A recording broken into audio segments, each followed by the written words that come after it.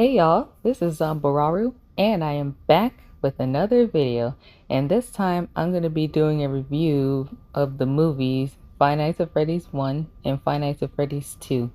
So first, let's start off with the original Five Nights at Freddy's movie. So the movie came out all the way back in 2023, and I did see it in theaters at the time, and during that time, I kind of still was a FNAF fan, but then it slowly started to die out over time after seeing how much the series has been milked over the years, and things have changed. But anyway, so the original movie, it stars Mike Schmidt, who was the character from the first game.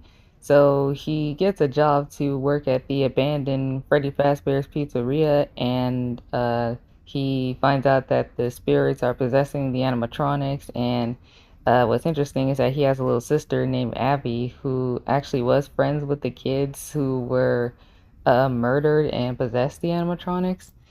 And well, the movie itself, it was kind of when I look back at it. During that time, I did kind of enjoyed it because, well, it did showed good support with the fans and stuff. But the thing is that when it comes to the critics, I can see why they gave it negative reviews because, well, if they're unfamiliar with the series and if you're new to the series and trying to understand why people like it, they're kind of not going to get it because the movie doesn't really do that good of a job of making Mike Schmidt himself like a interesting character. Abby was kind of a little more interesting than Mike Schmidt, but then again, she kind of seemed like she's there to be like a plot device, something like that. And they did added Vanessa from the FNAF security breach, and she's a cop in this movie, and I honestly don't know too much to say about her, except for the fact that she is the daughter of the main villain of the series, William Afton. The movie itself, it can be fun for the FNAF fans, but when it comes to someone who is new and trying to understand the series, they're not really gonna get it, you know? Like I said, the movie is based off of the first game, but the difference with that is that in the game, the restaurant is kind of on a low budget and it's open like pretty much during the day. But when you're there, who's the character? You're playing as the character Mike Schmidt. When you're there, you're basically there for 5 nights and you're trying to survive, like trying to survive not getting killed by these animatronics that are trying to kill you and stuff by getting into your office. And it was a pretty scary experience at the time when it came out back in 2014. It was very creative, and we never saw anything like that at the time, which honestly did make the game pretty scary because in those scary games, you actually move around, but in this game, you don't move around at all. You're actually stationary in the whole game.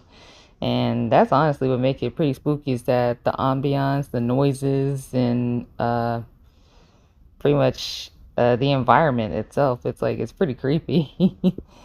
And the first movie, it seemed like it tried to do that, but it didn't really felt like a horror film. It felt more like a supernatural type of movie, like a supernatural thriller. That's basically what it felt like. But overall, the first movie was average at best. It was kind of a little corny, but then again, they did need a little bit of work with Mike and Abby and Vanessa. But the animatronics themselves, they look very gorgeous, like absolutely gorgeous. But anyway, that's the original Five Nights at Freddy's. Now it's time for FNAF 2.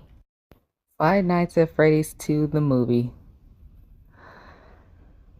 I'm sorry, y'all, but this movie this movie bored me. I didn't really like it. This movie was boring. It took too long, and it was just ugh. It was kind of a snooze, honestly.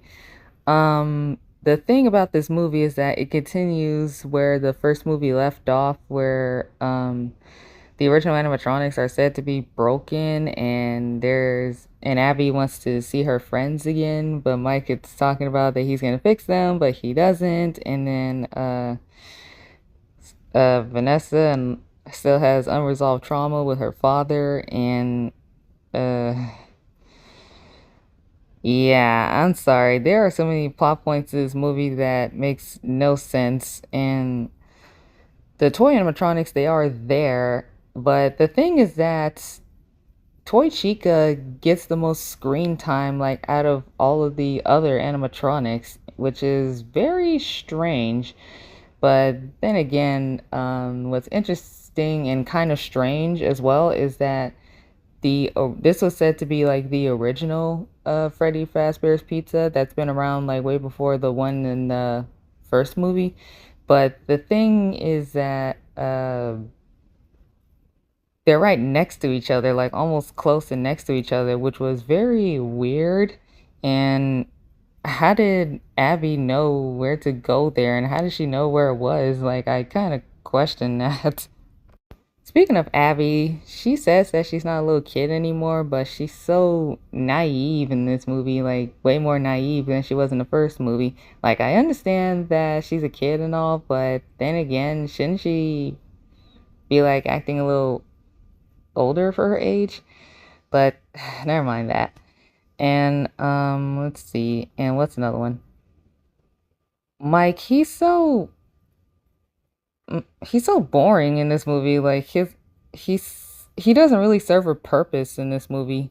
And as for Vanessa, she seemed like she's kind of trying to be like the main character in this movie, but she's almost just as bland as Mike was, but slightly a bit more interesting with the unresolved trauma that she has with her father. But they tried to add like a little romance between Mike and Vanessa, but the way they were talking to each other in that dinner scene, it was so dry and so wooden, and it felt like it was so uninteresting. Like I was not interested in their conversation at all. I sat there wondering when they're gonna go to the pizzeria and when are they gonna find out that Abby was there, and it took them way too long to figure it out. And speaking of that, this movie, the things got way too long to get to a point. It kind of reminded me of how I felt when I was reading FNAF The Silver Eyes, is that it took way too long to get to the interesting bits, and the trailers, they're really misleading. The trailer made it seem like the toy animatronics are going to be going around the Fast Fest, which was Abby's school was having with the showing off the robotics, creating the robots and stuff, like the animatronic style. But they really tricked you because the movie took way too long to get to the Fast Fest point, and there was one point where we see Toy Freddy there, but he doesn't do anything there. And what's another thing to say? Oh, the antagonist, the marionette or the puppet or whatever you want to call it. The kid who was killed in the beginning, she starts to possess the puppet, but uh, her revenge plot, it's very strange because she should have taken her anger and frustration out on William Afton because he was the one who killed her in the first place.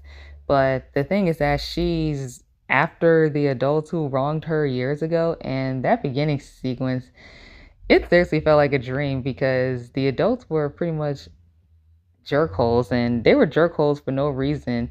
Well, actually, speaking of that, pretty much everybody in this movie were jerkholes, and I didn't get that at all, and they felt less human. Like the teacher at Abby's school was bullying Abby pretty much for no reason, but just to destroy her robots because he believes that what they're creating is not related to robots or anything. It was honestly very dumb and made it seem like the teacher getting killed was pretty satisfying, but actually, it was kind of nah to me. Another thing that made absolutely no sense to me is that the Wither animatronics, they're said to play like a big role and seem like I thought that they were gonna be the uh original animatronics that were broken, but they don't get that much screen time. They were only in the movie for about 5 minutes, and then after that, they're gone. And Balloon Boy, he got killed in the silliest way possible. Like I can't even word about how he got uh, dismembered. It was so weird. And They did poke fun of the original game by talking about that there's no doors, which honestly was a little bit funny, but it seems like it was kind of forced because the movie kind of relied too much on the Easter eggs, and that's what it seemed like. It relied too much on Easter eggs instead of trying to be a movie on its own, which honestly I think that's what the movie is suffering from, and the fact that it's a snooze fest and taking too long to get to the actual point itself. And what else? Um, oh, the ending was so uh, the ending, how do I say this in a nice way possible? What in the world was that ending? Because I really thought there were more, but they just abruptly ended. And it kind of felt like this movie was rushed because, if, as you all know, the game is actually a prequel. It was actually a prequel where this one was trying to be a sequel with the characters from the prequel, but the movie was trying way too hard to shove like everything in at once instead of like giving time for some scenes to breathe and for us to actually see more of the toy animatronics instead of it being just Toy Chica like pretty much the whole time. But that's pretty much just the negatives that I have. And how can I forget this? There is a character who I'm pretty sure you guys know from the games, and he only appeared there for about a few minutes for one scene, but then after that, he's gone, but then he returns at the end. And he explains like what his plot was, and it was so dumb because he never explained it at all, like throughout the entire movie. And the thing is that if the villain is going to have like a plan or something like that, don't explain it at the end of the movie. Show it or explain it like right at the beginning of the movie. Because the fact that he just came out of nowhere, it made absolutely no sense. And his whole plot thing, it felt so shoehorned in and it felt rushed. That's honestly what it felt like. Eh. But yeah, that's pretty much the negatives. But I will say the positives is that the card scene with Mangle was actually really, really cool. The design of the animatronics, they look fantastic and they look really real. And it's honestly very impressive that they did that. And I will say that for some reason, like in the first movie, the robots are moving slow. And well, of course, it's because it's practical effects, and of course, that's the reason why they move slow. But they moved a lot faster in the game, which honestly did make them more intimidating. But in the movie, they were so slow. In both movies, they were really slow, and it kind of takes away the horror aspect, you know? Overall, that's how I feel about Five Nights at Freddy's 2. It was actually worse than the first one in various snooze. And like I said, it's actually based off of the second game, but the only difference is that the second game was a prequel while the movie was actually a sequel. But it didn't really execute things really well. And plus, in this game, is that you play as the security guard back in 1987, a security guard named Jeremy Fitzgerald. And he, just like Mike Schmidt, is trying to survive 5 nights in the new and improved Freddy Fazbear's Pizza. And there's about 11 animatronics where you deal with the toys, the withered, which are the broken ones, and the puppet or the marionette or whatever you want to call it. Even though the game actually was a bit less scary, but it did have some thrilling moments. And I did agree that there are way too many animatronics to deal with in the second game, but the idea of having two doors was actually pretty creative and added more scary and intensity with the game, which honestly was pretty impressive. And those mini games that actually did show like what happened and stuff, it was actually really impressive at the time. And the design of the withered animatronics, the toy animatronics, and the puppet and marionette was actually very impressive at the time. And what else? I think that's pretty much it. And oh, and also, this game was actually said to be a lot harder because when you play the sixth night, things start to become really, really difficult. So this game was actually more harder than it was in the first game because the first game was a bit easy, but this one was hard. And uh, overall, that's pretty much how I feel about the Five Nights at Freddy's movies.